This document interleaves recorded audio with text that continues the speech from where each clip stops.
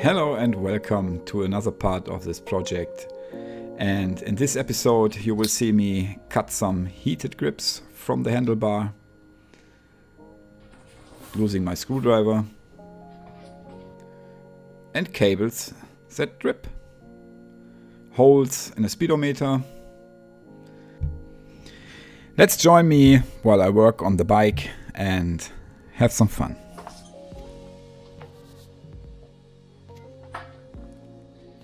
If you hear voices, that's the neighbors.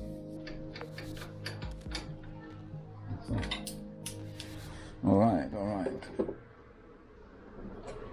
So we start where we left off in the other episode to disassemble the cockpit holder. For now, the blinkers are gone or get gone. And then we start the process of going further with this dismantling of all the cables and what not is there. I'll join you as soon as I have something to say about that. As you hear already, as usual, I play the elevator music as long as I'm wrenching here. So here we actually arrive at the first problem where my trusty power drill lost power.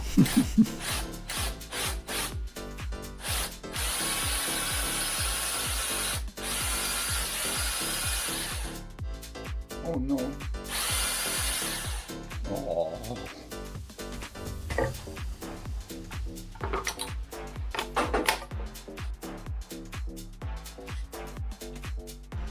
Next, we dismantle the horn and the corresponding holder for that horn.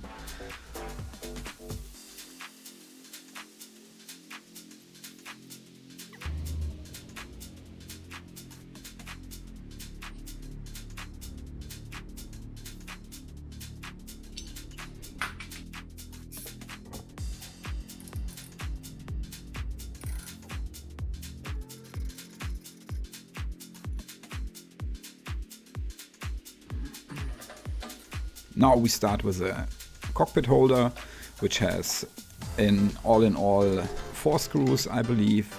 One on the left, one on the right, and 2 in the middle. Fairly quick process, but you have to change that part.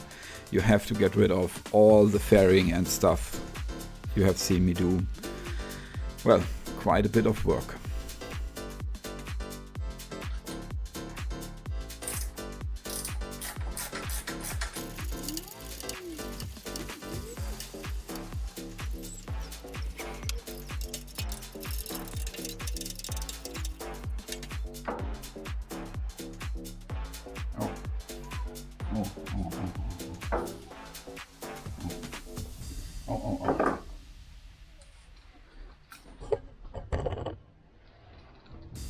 That needs to come out first. So that's the cooler hoses for the cooling system on the bike. I will leave that hanging because I do not want to mess around with all the water and coolant which will go all over the place. We do that at a different time.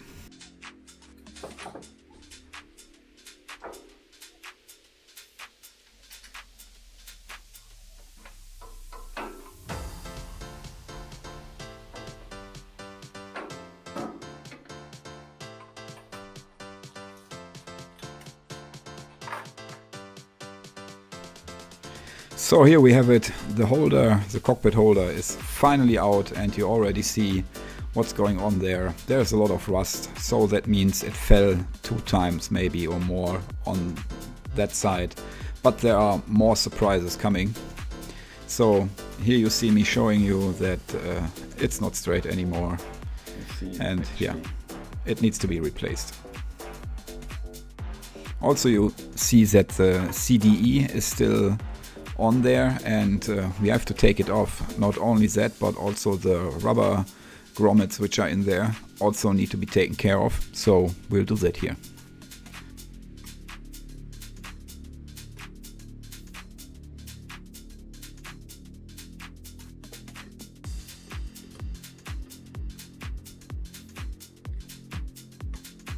if you buy these thingies from cmsnl.com or wherever, these are pretty expensive. That's why I take them out and save them, just to have them for my Tenere 600 also uses them. And yeah, I don't know if I get that holder with these grommets, so let's see.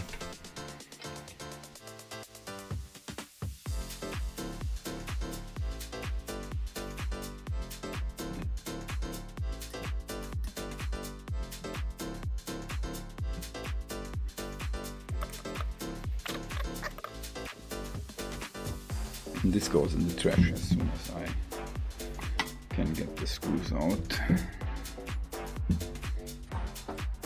You have seen me now tried 3 times to get these screws out, but I thought I maybe take a bigger bit, and after the oil I dipped on there did its job. Now they go out actually, and also the one which I tried to drill out, where the power drill lost power. Aha.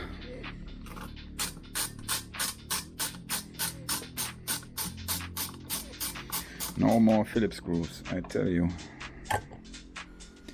The reason why I said that is quite understandable. These screws over time just start to rust and will actually be very brittle if you want to turn them. So you just have to get the right tools, I guess. And here now we start cleaning up the headlamps, and in between there is some rubbery, I don't know how to call it, putty or whatnot, just gummy, and it's full of flies and whatnot from the last 25 years, so we clean that up. And afterwards we will clean the housing of it with some UV protectant, and that will be quite important that the plastics will stay in touch. That's, as you see, it's UV protection on the bottle, and it looks quite good afterwards.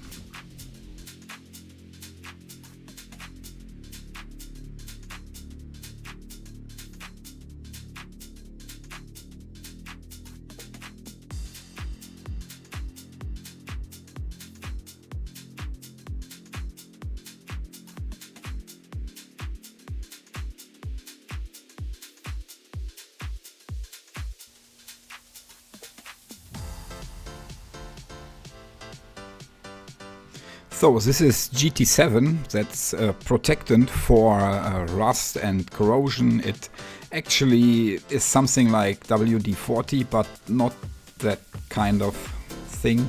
It will protect the screws and everything from rust. And yeah, here we have the speedometer, and we will soon find out that it's actually broken. And that's not so good news, because moist can get in there and can destroy it, so we'll have to find out something with that later.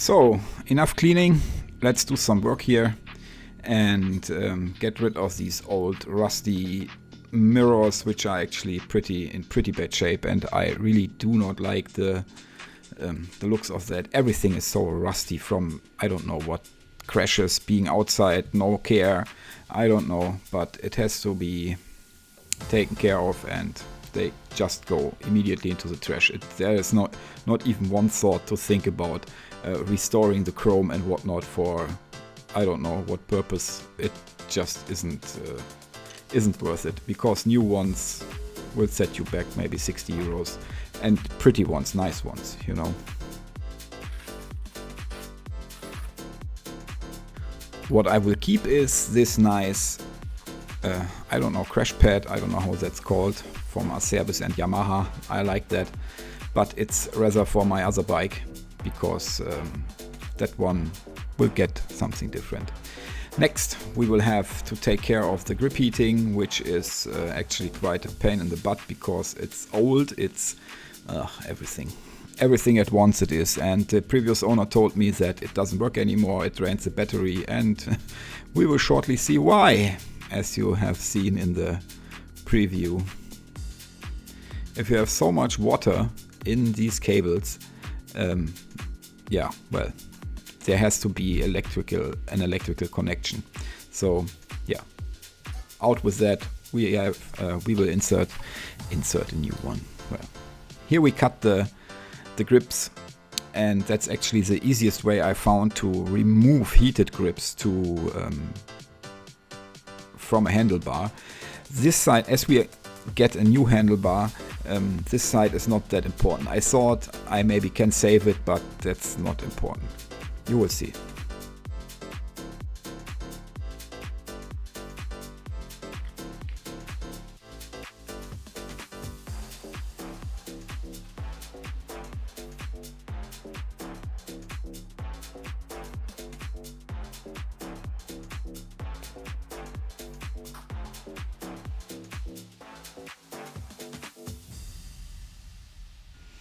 So I try different things because usually these are held in place by super glue, and on another bike I could remove them just with pliers to just cut through the plastic, but here well, I tried and thought maybe it's so brittle that I can cut it, but that's not going to work, so we leave them on there and move on.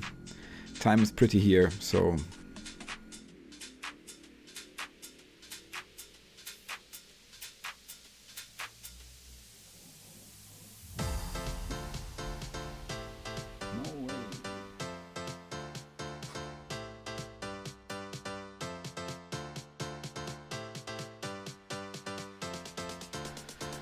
yeah, enough with the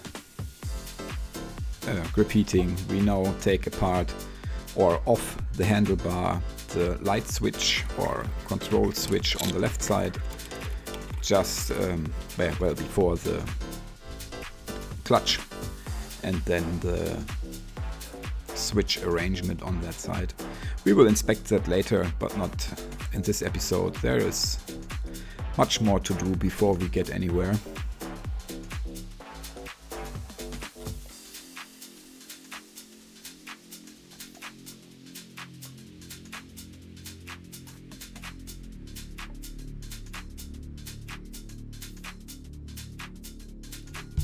There are actually two screws in there which hold that together, and I thought I need to move the handlebar for that, but I don't. It's just the clapping or turning mechanism there. And here you see the most important thing, the two or the holes in the handlebar for mounting the light switches or the switch module to not how is it called, move when you press the buttons. As you have may experienced when you have an older bike, these move. And on my Tenere 600 they move too. Here we take out the rear brake, and still there is a rear brake switch which turns the rear brake light on, but that's a whole nother story. We have to take that out too. And yeah, well, the rest is self-explanatory. The starter switch has to go, but now I'm searching my screwdriver, which I just had a minute ago. And wow, sometimes, you know, when you have your glasses on your head and you ask your wife, where are my glasses? And she smiles at you. It's the same thing here. I thought I leave it in because it's so funny to me that actually, yeah, you will see where the screwdriver is. Oh, you have seen already, I guess. That's so funny. Oh my god. How stupid is that? And then I remember, oh no.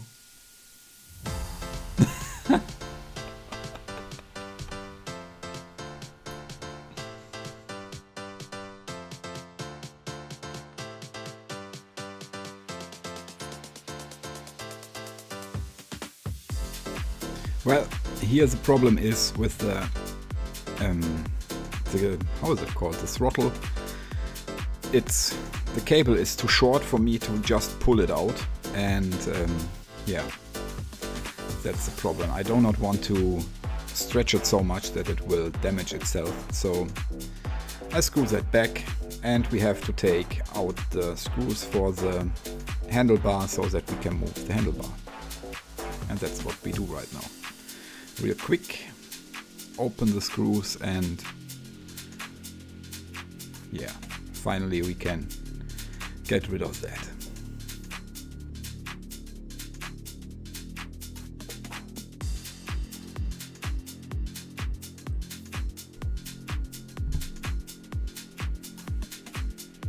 Next, we switch to getting rid of the heated grips from the throttle. And yeah, that's a bit of a process which I needed to figure out for some other bikes. And it works quite good if we can save that plastic thingy for the throttle that you can turn and slides on the handlebar. That's a good thing. If not, well, we have to buy a new one. But I usually have really good experiences doing this. And if you need to do that one day to get your grip heating off from such a thing, that's your best bet what I just do.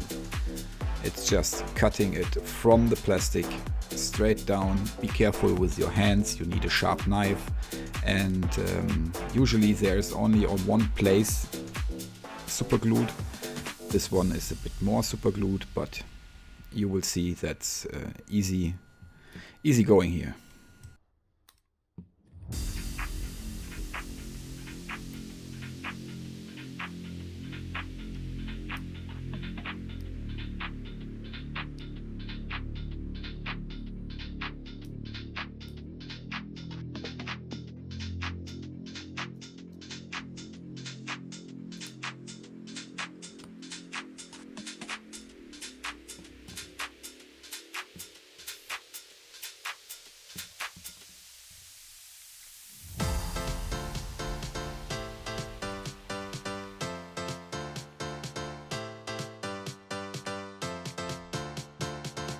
I'm not saying that's easy, it's a bit complicated, you gotta have a bit of strength to do that, but in the end you will be successful if you just keep calm and just cut where you need to cut, and the sharpness of the blade is actually very important when you do that. As you see, I can cut through that plastic very easily, and there you see that we are actually successful removing the old grip heating and not needing to buy a new plastic for the throttle.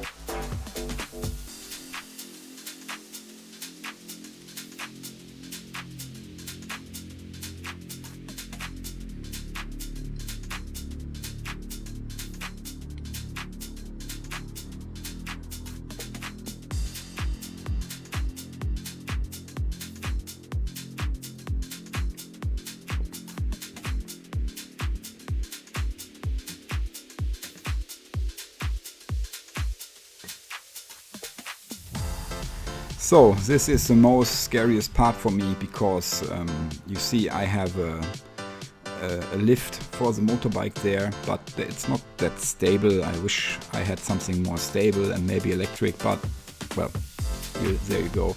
We have to do with what we have, and I try to lift up the front of the bike, because we need to take apart the front, we need to service the fork, we need to put new brake pads and brake discs on there. We may have to get new spokes and rims and all of that, and I really would like to put some new color on where the fork is mounted, the fork mount, and stuff like that, but I cannot do that. I cannot dismantle it or take it apart without it up in the air. So here you see my method how to actually get the front wheel up. I would like to say it's not that, how is it called, secure. If you are doing that without the straps I put on the sides, you will see a bit later. But that's an enduro bike stand. You may have seen that, you may not. You can get that for enduro bikes. They are usually not for this kind of heavy bike, but it will do the job just fine. You gotta just remember that this bike isn't an enduro bike, it's just a street bike with some enduro capabilities, so it's very low, and I have to lift the rear up and then slide the enduro stand under it. As you see here, it's already standing on the stand, and you see my hand in the back that I pull it up and then push the stand further under it, just to have it up in the front. But that's not up now, and we will do that right now to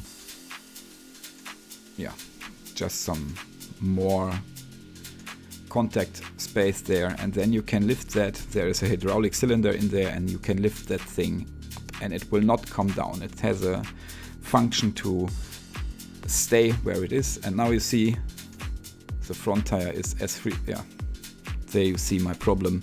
The brake discs are stuck in there because they are not straight anymore, and but yeah.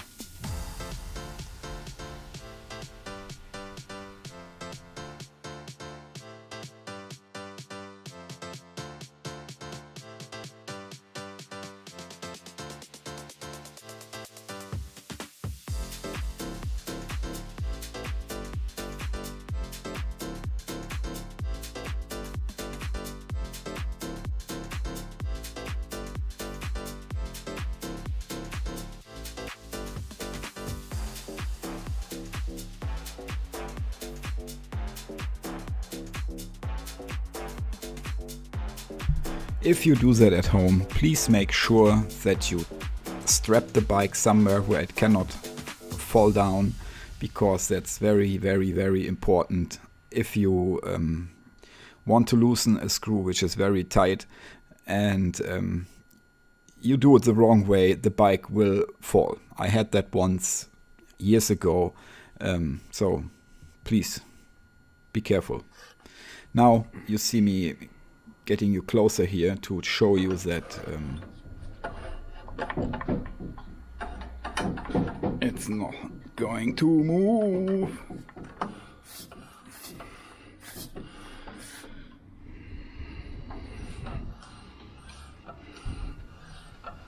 Yeah, I'm very frustrated about that, but well, what can you do?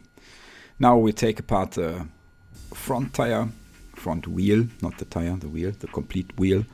For that we have to loosen the screws, which are tight as hell.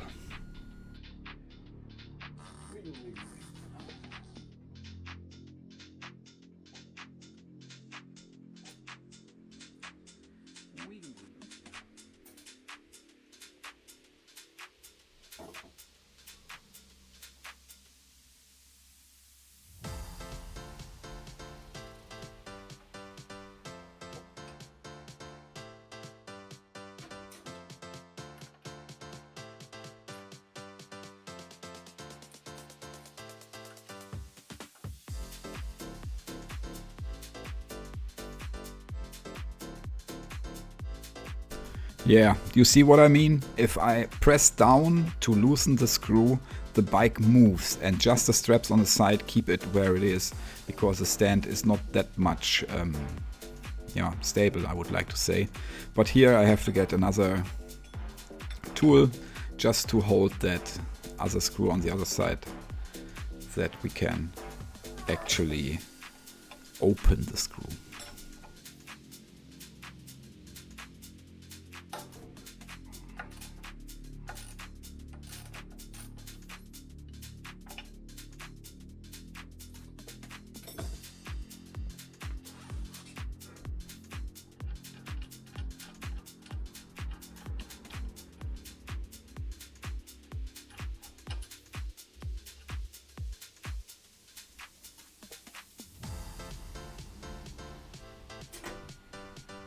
You see me smell the drive shaft of the speedometer, the nut which is driving everything, and it smelled burnt, like old rusty, not rusty, but burnt fat or oil or whatever is in there. And yeah, I need to smell that because that was strange.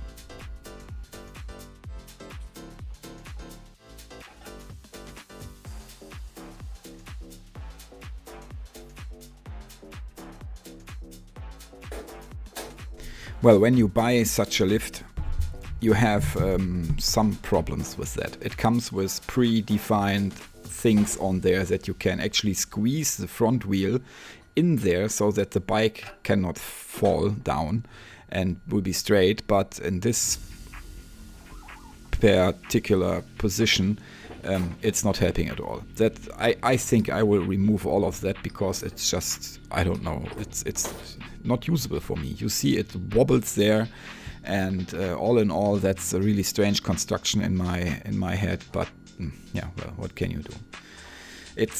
Everything is in the way to get the front wheel out. So yeah. Sometimes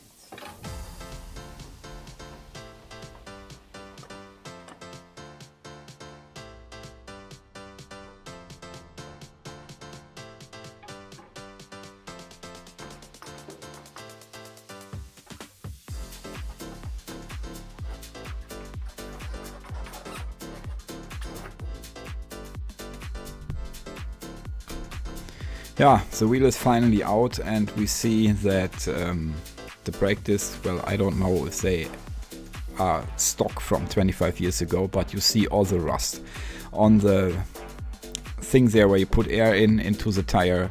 It's completely rusty.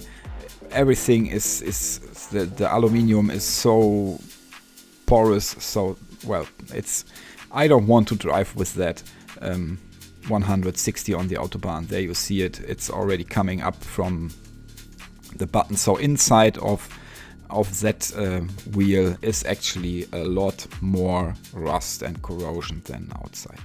Thank you for watching. I wish you all the best. We see us in part 3. Bye bye.